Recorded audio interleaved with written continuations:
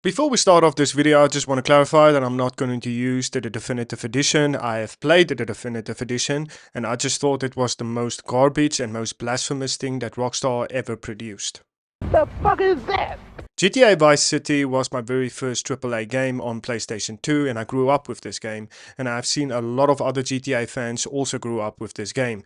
With GTA 6 approaching us near and near every single day, guys, I just really want to make this video just to admire this game once more. So, this is what I want you to do, is to Shut up, sit down, relax. I'll tell you what we're gonna do.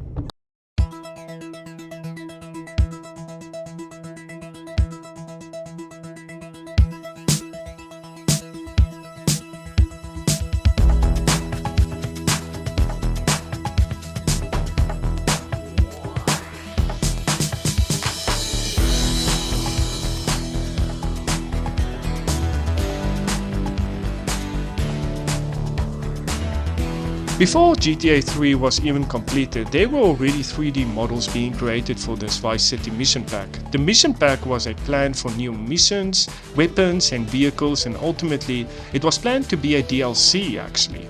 But quickly ideas in the writer room got out of hand and it was decided that these ideas were meant for a standalone project. And this is the kind of craziness to think about, the turnaround time. Though GTA 3 was released in October of 2001 and Vice City was released in October of 2002. When you think about the time it takes Rockstar nowadays to make fucking games, guys, it's kind of insane to see their release schedule when they were in their prime, and that is a fact, not an opinion. Even with some models being made at the end of 2001, for the game, Sam Houser said that production for the full standalone game didn't really kick off until 2002. So it was really made in about 9 months with that short time. It is also ranked up an impressive budget, being Rockstar's most expensive game to make at the time, costing them $5 million, being announced in May of 2002 at E3 and being on shelves 5 months later. The gaming industry, guys, I'm telling you, was just a different beast, a different animal back then. This wasn't just a large reskin of GTA 3 either. This was a proper new entry into the Grand Theft Auto universe.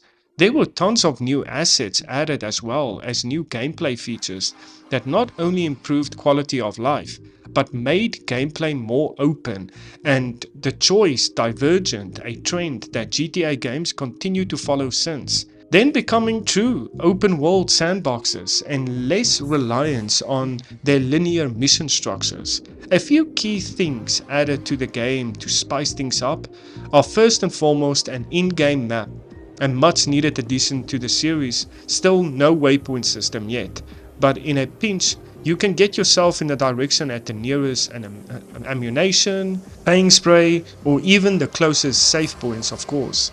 Multiple save points being a thing because you can now purchase property all along the map, finally a thing to spend your money on other than guns and ammunition. You can buy different houses and apartments across the city and fancy villas to quite literally a stack on a roof. There will always be a place for Tommy to rest his bones at the end of the long day. In addition to different properties for save points, you can also have the ability to buy properties for business. And in fact, the whole second portion of the game revolves around purchasing different assets and creating a large cash flow for Vercetti Enterprises to take control of the city. Everything from an ice cream company that actually sells drugs, to a taxi company, a corn studio, a strip club, and plenty more. And more mild than property, but still pretty cool. You can now buy different outfits as well throughout the game too. Most are given as in an outfit or a costume for a mission, but you can also just wear them around if you like it. Makes the vigilante missions that much more immersive, in my opinion, of course.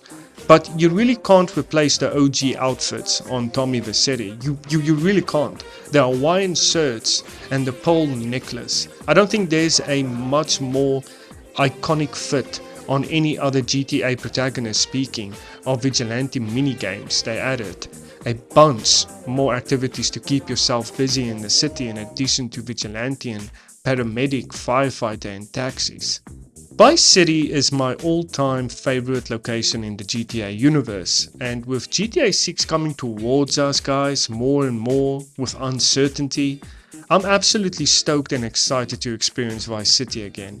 I think the thing that complemented the fantastic Rockstar writing was mainly the setting of the game, literally the whole game, Vice City itself. Vice City was originally mentioned in the first Grand Theft Auto as a location, but the team decided to place the sequel here because it was a stark contrast to the serious bleakness of GTA 3's Liberty City. It still got dark, edgy undertones and plenty of crime galore, but it feels as was a little less sinister under the guise of a party town like Miami in the 80s. Think about it. Sam Houser called it the Grover era almost of crime, because it didn't even feel like crime. It was totally a topsy-turvy, back-to-front period of time.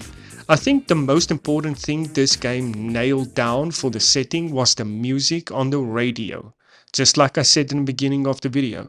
And in the scenes they had the most iconic 80s hits in every single genre that you could imagine. For rock they had Elmo E, Crew, Ozzy Osbourne, Judas Priest and Iron Maiden. For new wave they had Flock of Seagulls, also Blondie and Kim Wilde. For pop they had Toto, Michael Jackson, Holland Oates and Rick James. They even had some 80s hip hop like Grandmaster Flash, Africa, Bombata, Curtis Blow and Run DMC. They of course had a bunch of Latin funk too that I found myself listening to more and more. So the thing is, just with Vice City's radios always just hits as well. Can't really play any of what I'm talking about, just trust me. The radio really made this city, and it's my favorite GTA radio setup ever. It's no surprise that this iconic period of time in this particular setting has plenty of reference material like movies and TV shows to draw inspiration from. And Rockstar was not shy with their inspirations of movies like Scarface and Carol's Away, as well as shows like Miami Vice, all ooze within Vice City.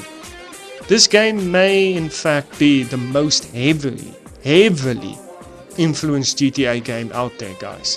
When you think about it, almost everything is a reference in some sort of way or another, organized crime and drug trafficking and the stylized cars. Coming back to GTA Vice City, guys, I had like an immense of nostalgia, and I cannot actually describe it to you how potent this nostalgia was, because it reminded me of the good old days, the golden era of gaming. And almost every single game that actually came out, it doesn't matter if it was like a bad game or a good game. Like even the bad games were more like curiosity games, and then they turned out to be good. When I look about like back on a lot of games, older games that came out on the PlayStation 2, like PlayStation 2, man, were cooking. Like the games that came out on PlayStation 2 was cooking. Like the console era was like on fire, and then right after that we had like the Xbox 360. And the PlayStation 2 era was something else. And I know some young people nowadays didn't actually experience those days if it comes to the PlayStation 2. I cannot even tell you how much nostalgia I got from this game. To a point I wanted to like just put the game down and just reflect how much time went by. And I think I can speak to a lot of players actually as well. And I know for some players that still plays GTA and are fans of Rockstar Games, will also say that GTA 3 wasn't their first game. It was GTA Vice City that was their very first game. And it's quite something to remember back on. Now, for the story of GTA Vice City, it wasn't like a story about like what we had with GTA 4 or what we had like with GTA 5. It's a very linear story, I would say. Very simple story, but the story itself, guys, was actually based on a true story. It was actually based on someone real. Um, Basically, that was replaced with Tommy Vercetti. And Tommy Vercetti, a man just freed from a long stint in the can, and he's sent down to Florida because the Farrelly crime family just doesn't know what to do with him. Tommy is based on an amalgamation of different iconic criminals, but the comparison to Tony Montana cannot be unmentioned, unfortunately. Both exiled to Miami, both arrived to the city wearing Hawaiian shirts, both rise to power using violence and fear, building on an empire from a large godly mansion after killing their collaborators and taking over their ex-bosses' empires. There are several differences that can poke holes in this comparison, but the inspiration is clearly there. There's an actual mobster whose tale is relatively similar to this story as well. A guy named Joseph Yanzi from the Gambino crime family. He was sent to Florida by his boss and a large sum of money went missing, so hit squads were sent to Florida in an attempt to take him out. Instead of becoming a kingpin in Miami, though he turned FBI informant, which probably worked out best for him, he was able to leave the life of crime and start writing cookbooks. Can you believe that? Anyway, back to Tommy and Vice City. His boss Sonny Farrelly tells him that he's going to set him up for some business down there, and he gives him some cash to make a drug deal and start making some money, since this is Miami in the 80s, okay? Drugs are booming, but the drug deal goes badly.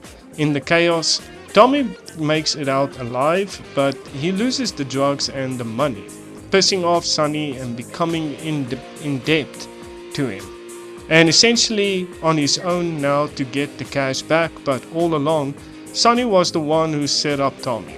And now Tommy is stuck in a city full of enemies, with no help except the few connections that he makes along the way, to climb the way to the top and get revenge on Sonny and every other person who tries to take his power.